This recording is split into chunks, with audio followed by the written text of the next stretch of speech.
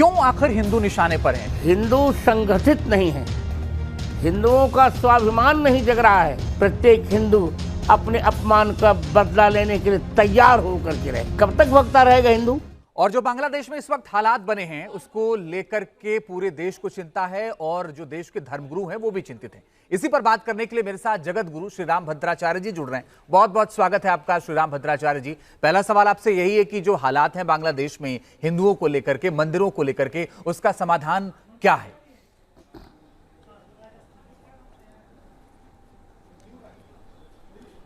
इसके दो समाधान हो सकते हैं।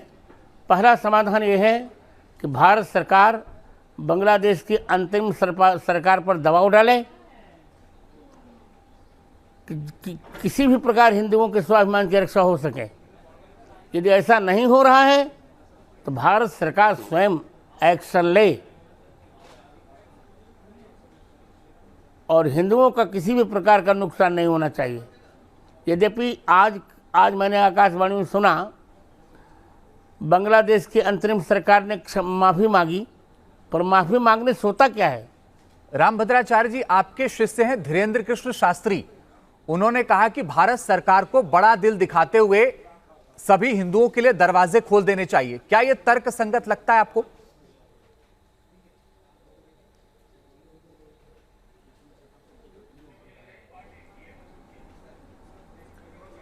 हिंदू जहां रह रहा है वहीं वो अपने स्वाभिमान से रहे। कब तक भगता रहेगा हिंदू?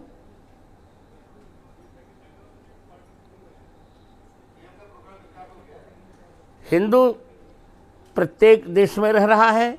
100 करोड़ हिंदू भारत में हैं और 25 करोड़ हिंदू लगभग विदेश में रह रहे हैं। जहां रह रहे हैं वहीं वे अपने स्वाभिमान से रहें। उनके स्वाभिमान से किसी प्रकार का समझौता न हो।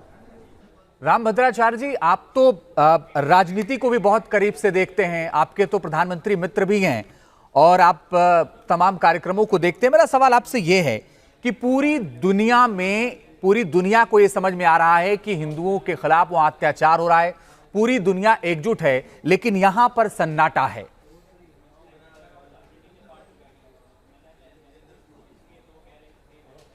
यही दुर्भाग्य है यहाँ का। ऐसा है कि पहले एक ही जयचंद्र था, आज भारत में लाखों जयचंद्र हो चुके हैं। पर हमें चिंता नहीं करनी चाहिए।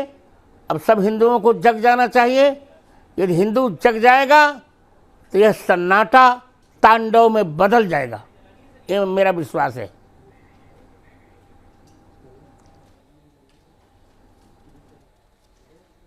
एक और बड़ी बात है, और बड़ी बात यह है कि आपको तो जहां वहां जो होता है पल पल की जानकारी आपको मिल जाती है। आप तो सब समझ जाते हैं, जानते भी हैं, जानकारी भी रखते हैं पूरी दुनिया की।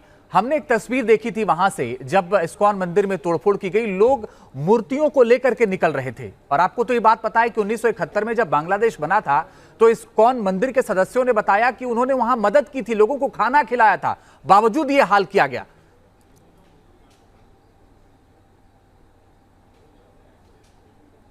ये बहुत दुर्भाग्यपूर्ण जो भी इस बार हुआ है। आप सोच रहे हैं, आप जान ही रहे हैं कि जिसके पिता ने मुक्ति वाहिनी का साथ देकर बांग्लादेश को मुक्त करवाया, उसी शेख हसीना को उसका तख्ता पलटा गया और उन्हीं महोदय की मूर्ति तोड़ दी गई। ये तो कौम ही कृतघ्न है, क्या करेंगे। दुर्भाग्यपूर्ण है, बहुत दुर्भाग्यपूर्ण है। ये किसी प्रकार सहन नहीं हो सकता। स्वयं उन्हीं की हत्या कर दी गई तो क्या करेंगे। न्यूज नेशन अब व्हाट्सएप पर खबरों की ताजा अपडेट के लिए न्यूज नेशन के इस QR कोड को स्कैन करें।